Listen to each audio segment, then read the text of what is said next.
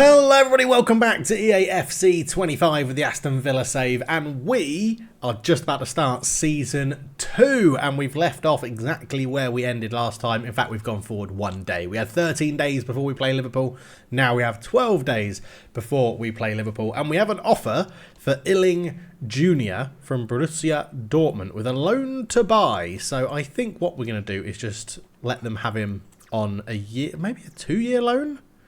Yeah, let's see how much he develops out at Dortmund. See if they're happy with a 2-year loan for that one. Now, there were some good comments in the comment section. Apologies if I sound a little bit ill. That's why there wasn't a video on Friday. This will be coming out on Monday. But yeah, I've had a little bit of an illness. So I took Friday off from doing videos and stuff like that. Focused on my actual work and caught up with all the comments after I'd got back from the UK. So some good comments were basically, if Aston Villa want you to win the league, I think, you know, you don't have to be as realistic with transfers. So with that in mind, we are going to go and make a little transfer that I think, well, we're going to make a transfer offer anyway, that I think would be quite good. Jarrad Branthwaite, he didn't move to Atletico Madrid in this save, which is good. And he's got a market value of 25.5. We could be able to get him for around 32. The asking price is 40. So we're going to go in and see if we can get Jarrad Branthwaite into Aston Villa whilst offering out Tyrone Mings. So we're going to sweeten the deal a little bit and offer them Tyrone Mings. And we're going to give them a transfer fee as well. So I reckon if we say 20 million and Tyrone Mings, that takes it up to around about 30. So let's see what they say. Is Sean Dyche going to be amenable to 20 million plus Mings? They want 24.4 plus Tyrone Mings. I'm pretty happy with that, to be honest. I'm going to say yes. Can we bring in Jarrad Branthwaite for a team in Aston Villa that are going for the league this year? That is what the board want. That is what they want us to do. So we're going to go in with that. Jarrad Branthwaite would be a really good addition to the team at Aston Villa. So let's get in. I mean, probably would be starting every game, Jarrad, to be honest, paying this much for you. Happy with the role. Good. 4 years. Yep. No issues with that. Happy to do a 4-year contract. We don't want a release clause. 52,000 with a signing bonus of $500,000. We're going to just get rid of that bonus and then we'll just offer that because I don't want to.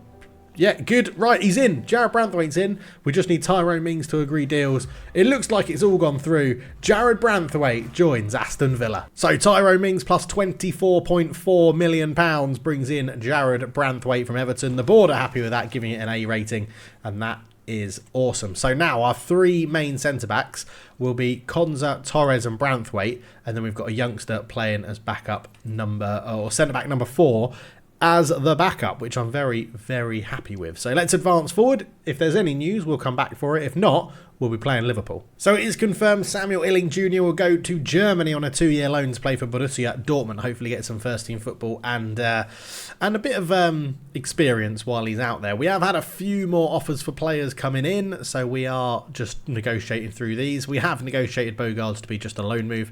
Richards, we're basically just accepting any offer and hoping he moves, but generally him and Barry are just rejecting everybody that comes in for him. But yeah, we'll see. So loan terms offered for Bogard have been agreed by the looks of things, just for a year-long loan. Yep, that is great. Looks like we're going to have another bug though. Oh no, it has cleared the task. That's very useful as well. And we've got some updated scout reports from Norway and Greece. So in Greece, we were looking for a left back. So we've got 50 to 70 overall, potential 63 to 81, 60 to 71, 61 to 85, 60 to 85. No one in the 90s. Is there anyone with very high overall to start? No, we'll just leave Thomas Atkinson to deal with that one. And out in Norway, looking for a right back. I think we're looking for here 68 to 92, 51 67 overall, 65 87, 67 93. Okay, so we've got 68 to 92 and we got 67 to 93.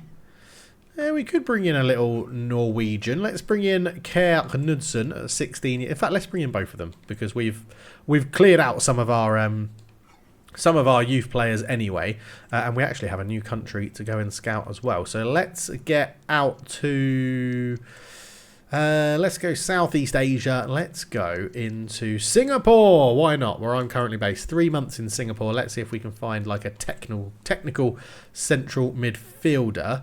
We'll go. Actually, let's go box to box. Let's see if we can get a box to boxer from Singapore. Be a bit more. We have to start narrowing down on what we actually want these scouts to find from our young players. So we've got a few unread emails as well. Yeah, setting up a scout. Youth development. Good. Yes. And Illing Jr. has been loaned out. Something I am considering with our youth development. We've got 3 strikers in the squad, right?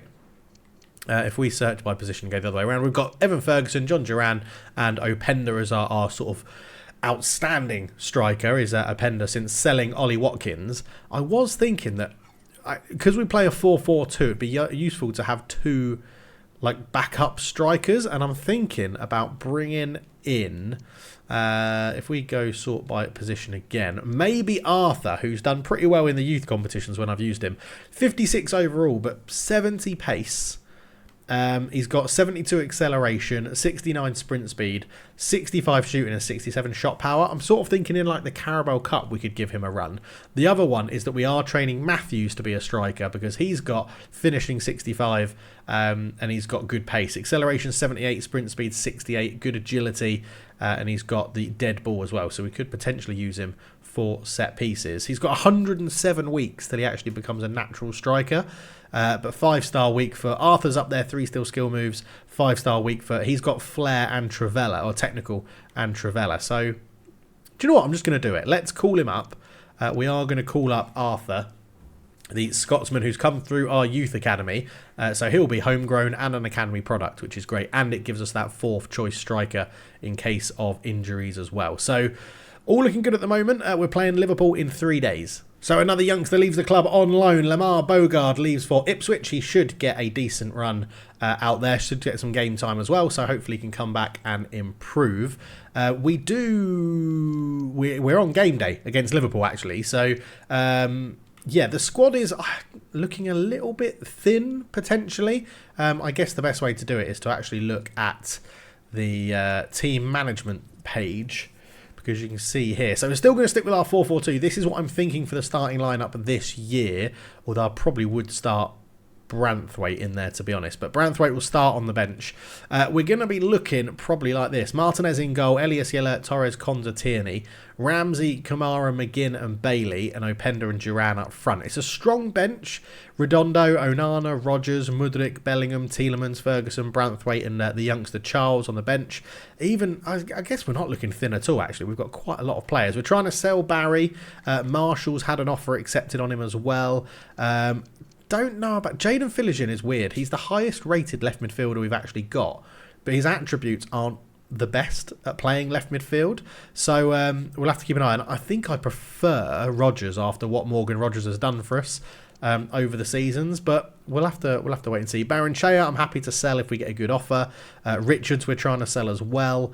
So yeah, the squad actually is still a good size, to be honest, which isn't too bad at all. Kamara in there eventually will be replaced by Redondo. Kamara's one, if we get a good offer, I'd be happy to sell as well. I like Onana, he's tall, he's physical, he's strong. I like Redondo, he's quick and he's technical. We've got Bellingham and Tielemans as well. So yeah, it's going to be interesting. Tielemans, I'm sort of hoping we get a big offer for Tielemans so that we can sell him. But if we don't, he may force his way back into the first team. Right, we'll be back to take on Liverpool. Here we are then, it's the start of the Premier League season and Aston Villa have a trip to Anfield. A terribly hard start for Aston Villa, who had a successful season last year qualifying for the Champions League, and the board want more success. New transfers coming in, £99 million spent for Aston Villa. That is less than the fee they got for Ollie Watkins from Liverpool. This will be very interesting to see who is lining up in the teams. We'll be back to go right through it. As You'll Never Walk Alone belts out around Anfield, Aston Villa are here to their opening game of the season. Mamardashvili is starting in goal for the host, and Antonio Rudiger, signed from Real Madrid for big money for a 32-year-old centre-back, starts at centre-back for Liverpool. Ollie Watkins, is he in? Isn't he in? We don't know just yet, but we'll be going through the lineups very shortly. So it's plenty of new faces all round then. Liverpool lining up in a 4-2-1-3 under Arne Slot. We see Mamardashvili in goal, new signing at the back. Kerkez and Rudiger partner each other next to Van Dijk and Alexander-Arnold. Morton partners Endo, with Ollie Watkins starting up front, flanked by Salah and Luis Diaz. Szoboszlai in midfield, Van Dijk still captain.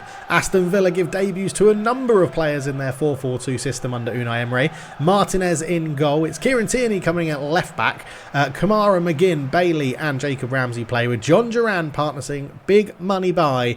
He's got to fill the goals. It's Louis Openda up front. And the game is underway with Aston Villa kicking us off. Great start to the commentary there.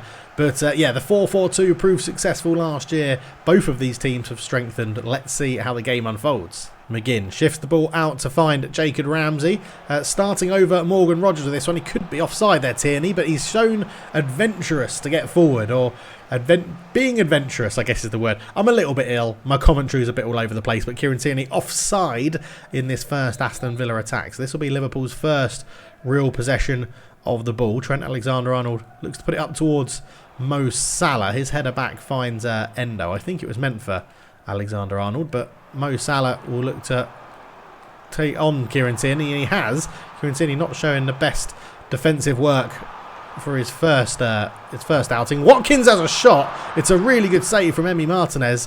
We didn't see Ollie Watkins have too many shots from distance for Aston Villa, but he obviously has license to shoot from range under Arne Slot in this Liverpool team. As here is new signing Kerkez for Liverpool. Back to Luis Diaz, who we know can be a tricky customer.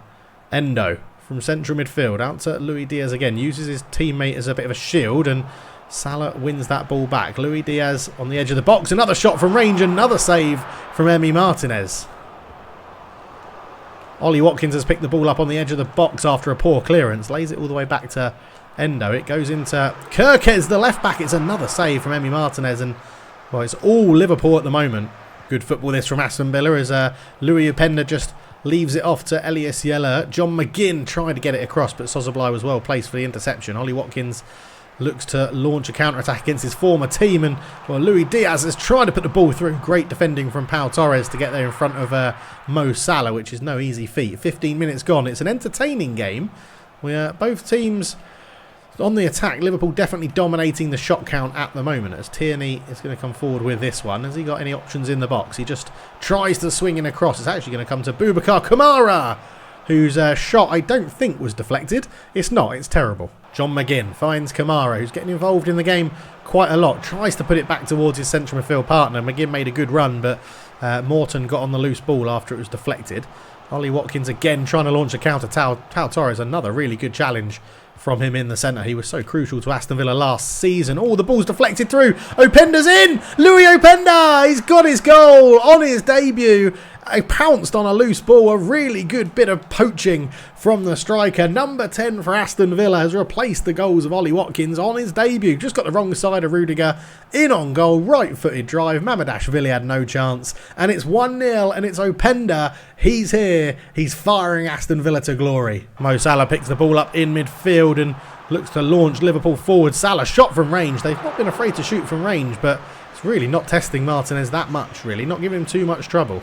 Luis Diaz gets around the challenge of Elias Yellert on this side. Does manage to dig out across. Kieran Tierney's back there defending well. He's started a little bit shaky against Mo Salah, but has actually pocketed him quite well in the remainder of this game. That's a poor pass out of midfield, though, and it is going to give Liverpool a chance. It's a really good ball through the middle. Szoboszlai's in, but he's offside. Martinez was out quickly, though. Kamara out to Ramsey. Kieran Tierney is pushed on ahead of him again.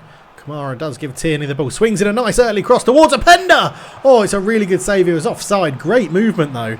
But having Kieran Tierney there with that dangerous cross that he can put on, he's only just offside. Found the gap in between the centre-backs, but this team's feeling good. Bailey tries to fire it in towards Openda's feet, but Rudiger is going to cover that one all day.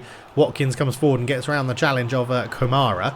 Ollie Watkins is dropping a lot deeper than what he ever used to do for Unai Emery's team, but he's seeing more of the ball, but he's not getting put into those dangerous positions that he got all of his goals for Aston Villa last year. And at the moment, I don't think Aston Villa would be too concerned with the fact they sold him and got £100 million. Louis Openda has opened the scoring, and he's the man that they brought in to replace Ollie Watkins. And it goes to Luis Diaz. Luis Diaz in the box, lays it off to Kirkez, the signing from Bournemouth, Endo.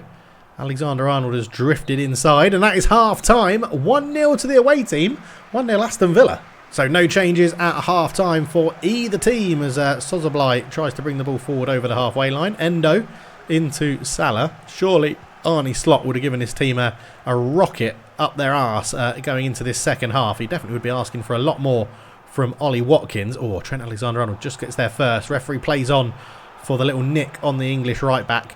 But Liverpool won't be moaning with that advantage. They've got possession and they're moving the ball relatively well. Here is Trent Alexander-Arnold again into Szoboszlai.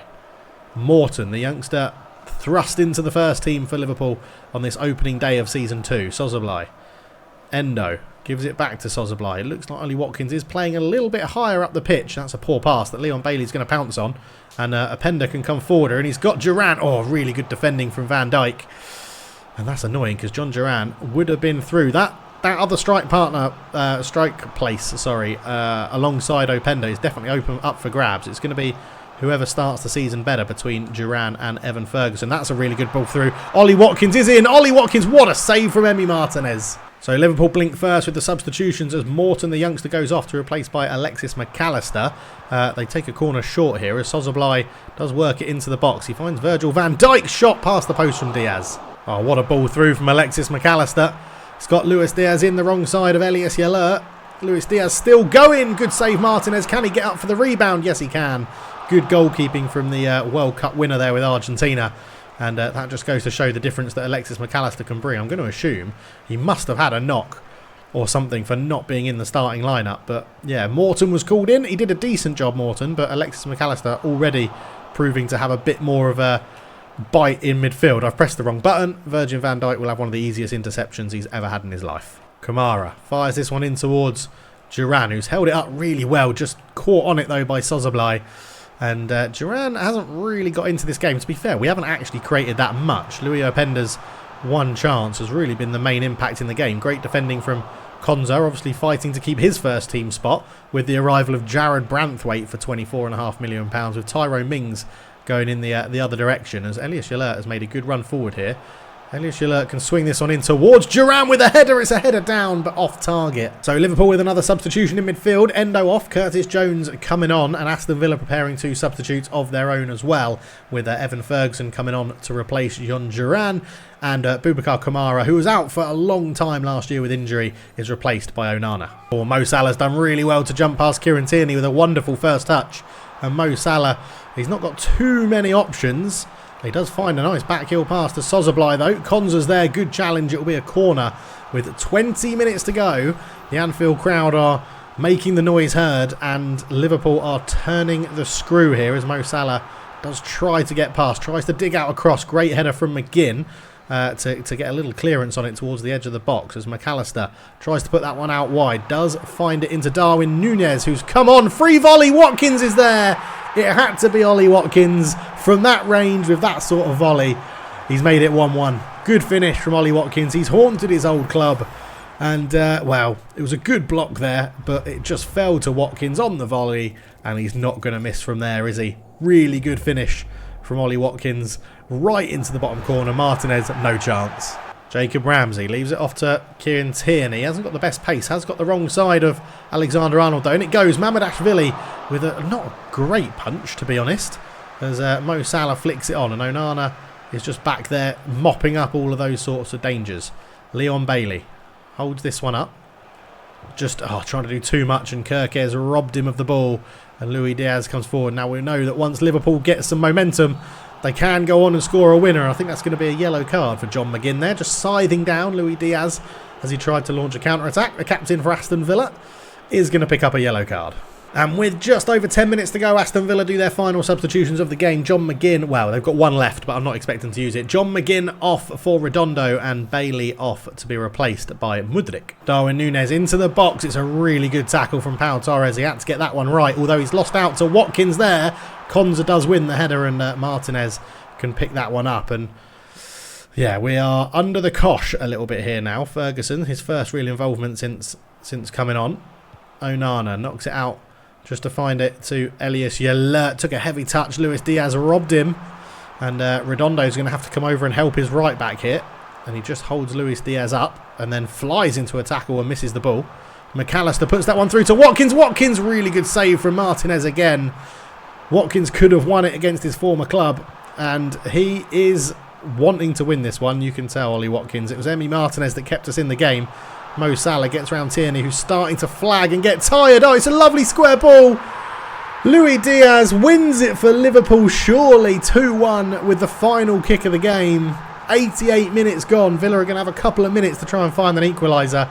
But what a pass square from Darwin Núñez. Oh, Kieran Tierney's fitness is awful. I think Sousa's going to get quite a lot of game time. We may have to look at bringing in potentially another left-back because Kieran Tierney cannot really last 90 minutes. Salah put it in. Darwin Núñez just knew his teammate was going to be there. I pulled out Martinez to try and close the ball down. Great play from Núñez. And Luis Diaz never going to miss. 2-1 Liverpool. Mudryk intercepted the ball really high up. He's done well. Ferguson's turned. Ferguson's in on goal. Evan Ferguson. Oh, what a save from Mamardashvili. Oh, what a save. Redondo picks up a yellow card for a frankly horrible tackle on Curtis Jones. But what a save from Mamardashvili. Oh, that was the moment. That was the moment there. For it to be 2-2. The cross goes in towards the back post. Darwin Núñez is there. Heads it away. Ferguson keeps it alive. Konzo is not the man we wanted it to fall to in the box. And with about 5 seconds to go, it's probably game over unless we can do something now. Redondo flicks it through. Ferguson's in again. Ferguson! Yes! Come on! Evan Ferguson! Come on, what a goal! On the half volley. What a ball from Redondo. It's 2-2 at Anfield. Absolute drama late on. Evan Ferguson, what a hit, what a finish. Mamardashvili kept him out moments before, but Evan Ferguson has equalised for Aston Villa. Liverpool thought they had won it up. What a ball through from Redondo, and on the half volley, on his favoured left foot, Evan Ferguson rifles it past Mamardashvili. Oh, it's a finish. Oh, it's a goal. Come on. And that was the last kick of the game. Liverpool had Darwin Núñez kick off. The full-time whistle goes 2-2 at Anfield. What an opener to the Premier League season. So a really good team effort picks us a win in the opening game of the season. Very happy with that. There's been so many transfers happening around this as well that when the transfer window shuts, we'll do a big review of all the main offers and stuff. So yeah, we're accepting all these offers. We want them to go. Young players generally don't move in this in the game at the moment, which is a little bit of an issue. But yeah, hoping we're going. So Rodgers, yeah, look, keep working on your game. You're fine. I know you were left out. You'll get your chance soon. New signing, Jared. You've got to have a pre-season, get up to speed and things like that. You will be in the team before too long. Right, let's go and have a look at the calendar and see how we look for the remainder of this month. We will be coming back in the next episode. We'll sim Crystal Palace, we'll sim Sheffield United, and then we'll get into, not my friends list, we'll get into the month of September, where we will play Chelsea and Leeds and then sim Wolves. So in the next episode, it's going to be busy because we're going to be simming Crystal Palace and Sheffield United. And then we'll be playing Chelsea, Leeds and simming Wolves. So we'll get through 5 games in the next episode. Of course, I am forgetting about deadline day, which is going to happen there. So we'll probably, in fact, what we'll do in the next episode, we'll do this in 2 parts. We'll come back and we'll sim Crystal Palace. We will then play Sheffield United on deadline day and then do deadline day. I think that's what the plan is going to be. And then we'll do a month per episode going through it as per normal, I think is the way to do it. Yeah. Let me know your thoughts down below. Apologies, I'm a little bit ill, but what a finish. What a start to the season. It's good to get a point at Anfield. We still have 250 million to spend, but our limitations now are on squad size and homegrown numbers that we can have. So it's going to have to be non-homegrown players out to bring non-homegrown players in generally, or we sell homegrown players and bring in other homegrown academy players that we have on our shortlist. Whew, a lot to get through in that episode. Thank you so much for watching. I'll catch you in the next one. Cheers.